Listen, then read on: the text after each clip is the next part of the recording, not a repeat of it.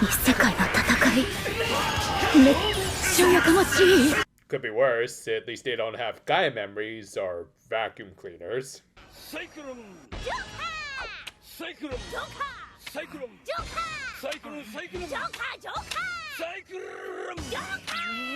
Continuing right from where we left off last week, Azir had taken the power of the Amen, which now they're just openly calling a masked form, which, yeah, I guess they can get around copyright issues as long as they don't have him writing anything.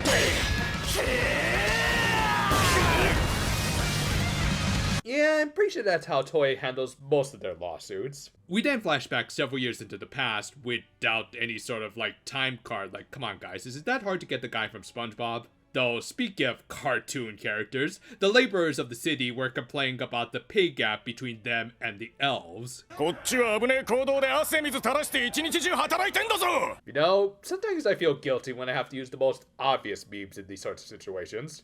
They took our jobs! They took our jobs! They took your jobs! Granted, in this case, it was a little bit of the opposite, as with South Park's obvious allegories, the immigrants worked for cheaper and were taking a lot more jobs in spite of a lack of merit at times. Meanwhile, these guys were kind of answering their own questions when they pointed out how the elves can naturally use magic and they can't.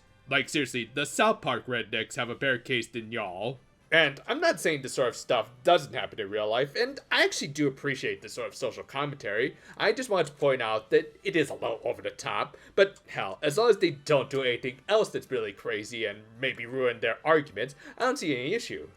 And to be fair, permits to use magic tools that could put the human workers on even grounds with the elves who are being tied down by a ton of bureaucracy, which unfortunately is even more true to real life. Moreover, said bureaucracy was the sorcery tower, i.e. Xiaohua, which thus happens to make for some good world building, as it does at least indirectly connect with the main conflict of the show. Back in the present, things were a little less peaceful compared to the days when Azir's dad was actively shipping his son with Rania. That also sounds familiar.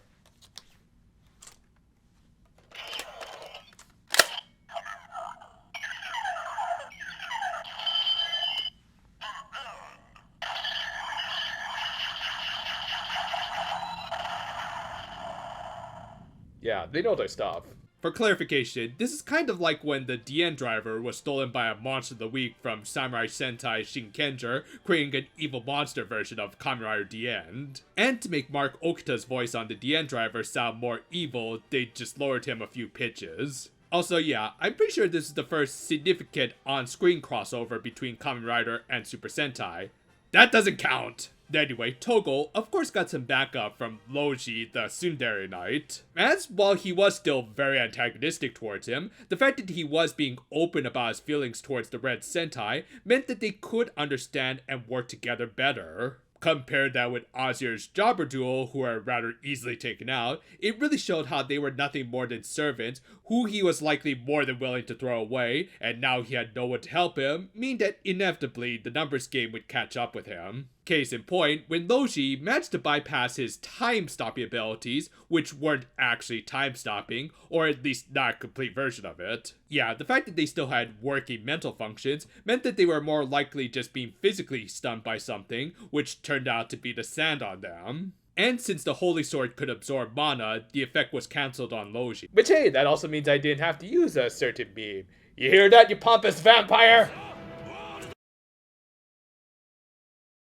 Though during all of this, we also flash back to another significant point in Azir's life when the extra redneck laborers stormed their home as a part of their peaceful protests. The king tried to work things out with them and, well...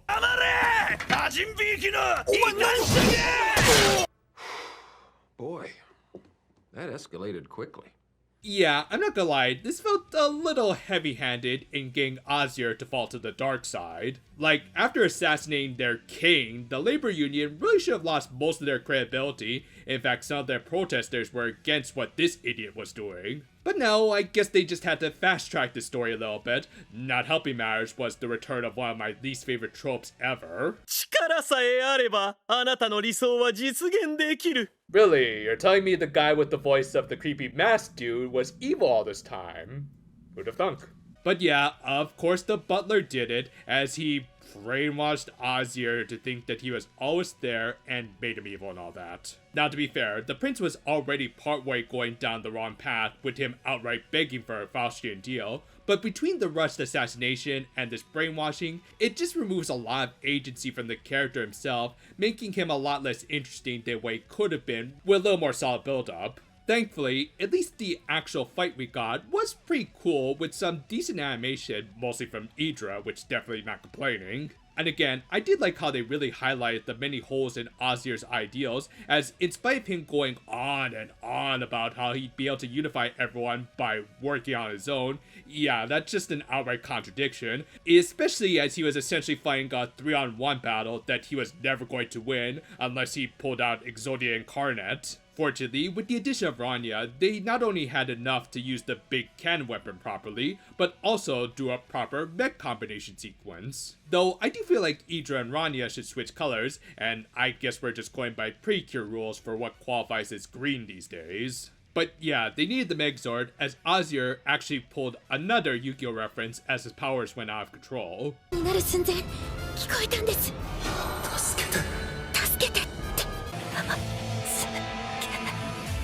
And that was where the episode proper ended, with a cliffhanger of the Azir Storm about to attack the forest and the Kizna Kaiser blocking him.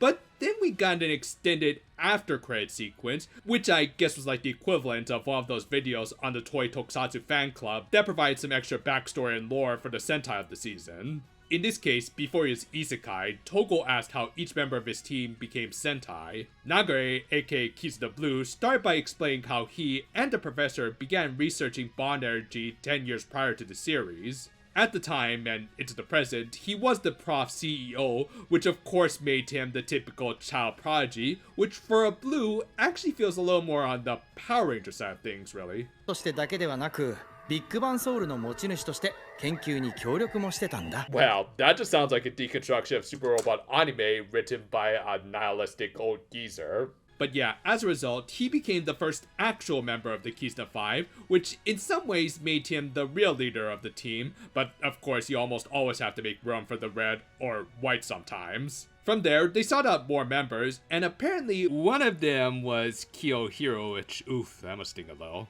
Anyway, the second member ended up being Emily, aka Kizuna Yellow, aka Yelty. She also used to be a delinquent, which, hey, at least Miki from Geki Ranger has some company now. Meanwhile, Shuji, aka Kizuna Green, was a Saizo game show champion, which was an obvious parody of Sasuke, or Ninja Warrior as it was known here in the States. The reference being that Sarutobi Sasuke, the famous fictional ninja who that show was named after, did have a partner who was almost equally as famous, Kigakure Saizo.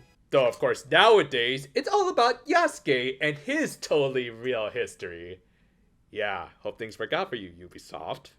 And the sequence just kind of ended there with to be continued, and I'm not gonna lie, I'm kind of more looking forward to more of this goofy team of parody rangers than main story. That said, this is still a solid little continuation to the desert arc. While I have my issues with Azir not being the most intriguing antagonist, I did like the setup and some of the political intrigue of his backstory. And on top of that, a good battle of ideals, and you at least have the basis for a proper boss fight in Super Sentai.